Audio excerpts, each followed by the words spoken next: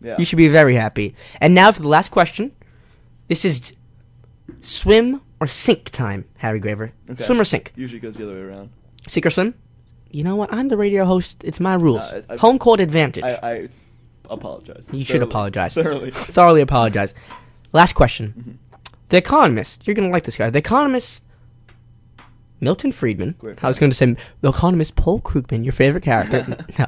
The Economist, Milton Friedman, called this president the, I quote, most socialist president of the 20th century. Was it A, Woodrow Wilson for his progressivism? Was it B, FDR for the New Deal, for the WPA, for the CCC? Can I tell you, I think I've talked about FDR and the WPA on every single show I've done so far. And the It's viewership reflects that. Ladies and gentlemen, Jerry Seinfeld.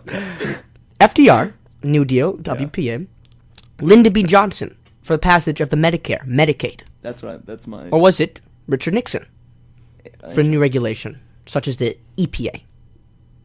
I'm going to stick with LBJ. Johnson. Is that your final answer? Final answer. Is that your final answer? Yes. Are you sure? Yes.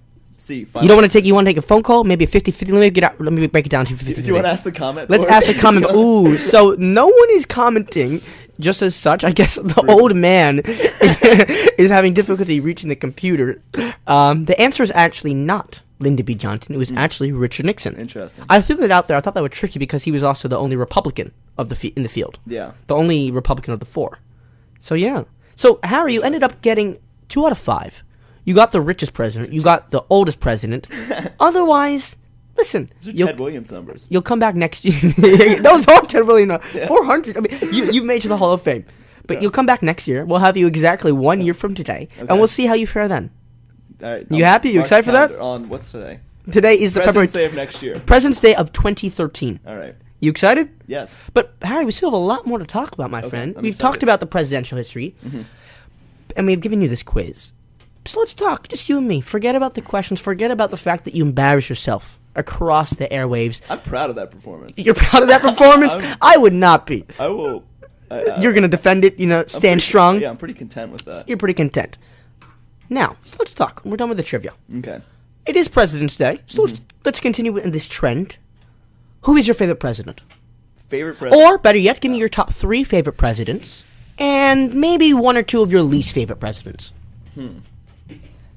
I think the most interesting favorite president, Calvin Coolidge. Hands down. Really? My absolute favorite president. Why? What are you thinking? Calvin Coolidge, for those who've Do you wanna- remembered him. Yeah, initially- sure. Oh, no, I can go.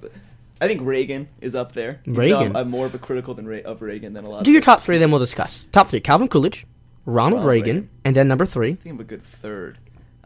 George Washington, Abraham I Lincoln. mean, of course, I think George Washington probably. More than Abraham Lincoln. Yes. Okay, so let's start off with Calvin Coolidge. I think of all the people I've The ever... least favorites or no? You want to do least favorites? Fine. It's up to it's your show. It is my show, Your call. but you're my guest. I'm going to show you... whatever you would like. I'm going to... Okay, Harry. Who are your least favorite presidents? If you say Barack Obama, I'm coming over there, and I'm joking. He's not up there. As your least. No, he's not up there in my favorite. Not even on your radar. Least favorite. You don't even register him. No, I think that least favorite would be in no particular order. Actually, we can do it. Least favorite would be FDR, Wow. followed by Lyndon Johnson. Wow. And then Woodrow Wilson. And of course, you have terrible, you have James Buchanan. But those are But boring those are people. not Everyone fun. obviously That's knows. pretty But you want to be cliché, controversial worst because you want I think it's to not generate a controversial. conversation. I think the annals of history. Ooh. Someone's been reading Tacitus. Classics major. Yeah, you are. My mom's going to like that. If she's listening onto this show, she's going to love Which that. is really just She's a the Latin end game teacher. here. It's just So she'd love you, Harry. That's great. Yeah. Sorry, we're just getting a phone call. Someone calling into the show. That's never happened before. You have to excuse that. There you go. So, Harry, Yes. Calvin Coolidge, Ronald Reagan, and then who did you say? George Washington. George Washington. Okay. Explain away. Just why they're my favorite. Why is Calvin I think Coolidge your is favorite? the most interesting one. Coolidge is Silent Cal. You Silent want to Cal. tell that little story? about at the dinner party. Yeah, tell us. Okay, great story. Essentially, as some background, Calvin Coolidge was known as a man of incredibly few words. Even though he did write the last president to write all of his own speeches. Really? Fun fact. Yeah, there's a lot of. Wait, JFK did not write his own speeches? Joking. Ich bin ein Berliner. Yeah, continue. Yes.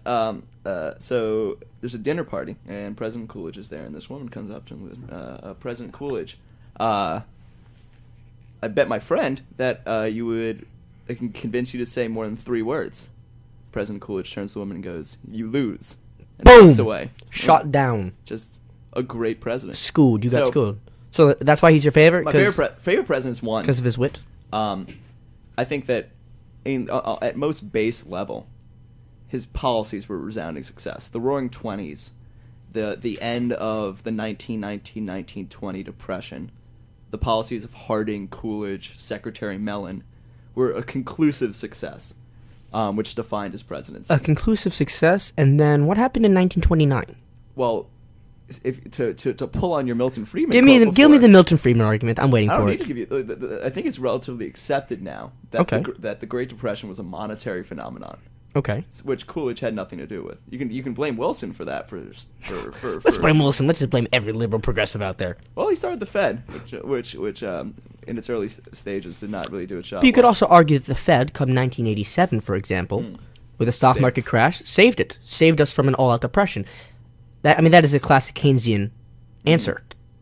Or one of the data points that they point to and say, listen, what did the Fed do in 1987? They expanded monetary, they expanded circulation, and for the year succeeding the market crash, in fact, output was larger, grew by more than the year beforehand. So monetary expansion, thank you, Fed. 1987. But continue. I don't want to interrupt you. This is your time to shine. No, I don't. As much as I would love to talk about the gritty details of monetary policy, the small Coolidge thing, which is, I guess, on President's Day, to return to, is that Coolidge was the most, I think, philosophically sound president that was a real, I think, leader in the sense of someone you can actually emulate. He is someone who... one of my favorite Calvin Coolidge quotes is, "It would do the American people a great service to know their president is not a great man." He was quiet. Like that. I'm going to write that in my quote book. That's good. I'm glad you have a quote book. Say it again. What did you say? I'm joking. No, he was a very kind of intelligent, humble, a man of faith, a man of I like that. A devout belief in the organic nature of society. He was a philosophical conservative in the ways you don't really see anymore. That it was conservatism as a disposition. In the presidency, I can't think of really a combination of that. I like that, and you've used the word that we've come to, that we were reaching all along, conservatism. The elephant in the room. The elephant in the room, and it's a big elephant. Ladies and gentlemen, you are joined here today by one of the few conservatives that we have here on Yale. We got a lot now. We do have a lot, but let's be honest. Coming out of the shadows. They're coming out of the shadows, but I'd say around over 90%. 80%. Would you say 80% of Yale is liberal? Oh, I think the 90% is probably 90% is probably more accurate. But I think the loudest group might be the conservatives. So think about the amount of FaceTime they get for They do. And Nate Zelinsky, who's the president of the Buckley Institute, for example. Buckley program. The Buckley program, Great excuse program. me. The great program, bringing intellectual diversity to the Yale College campus. We're going to be having him on the show. We'll have him on a show in a few weeks. Good idea. So we're very excited to have that. But how about you begin? Talk to me a bit about... You're a rare specimen. To borrow again from Richard Nixon, if you would be on the EPA's most endangered species list here at Yale, wouldn't you? Well, we're growing, though. You're growing, so maybe that's not so fair. So why are you conservative? Why are you conservative? Why do you like Burke? What is up with this? So I didn't discover Burke until well into Yale. Really? I didn't know Burke. Oh, I knew about this guy since second grade. What are you doing, dude? No, I had a gradual transition to conservatism. A lot of it started fiscally, had a libertarian phase, and then I think as... You had a libertarian phase? Oh, I'm disappointed in you. I outgrew it, though. Good. I think everyone has, one... Can I tell you, some people haven't. I'm disappointed in them, for those that haven't. But actually, I do want to talk about this conservatism, and I want you to talk to me more about your political philosophy, but we forgot to bring in the clip from the West Side. I've been looking at this he's been looking at this screen for so long, and he has no idea what it's about. So before we talk, because we have around 10 more minutes left. Okay. Didn't I tell you, time flies. How do we say it in Latin? Tempus fugit. Terrible classics major. What? My mom would be so upset with you. I said that a few minutes ago. She'd love you. No, she wouldn't. Just been phoning it in. You just be phony. Just spending all your time reading about Catullus and Passers. I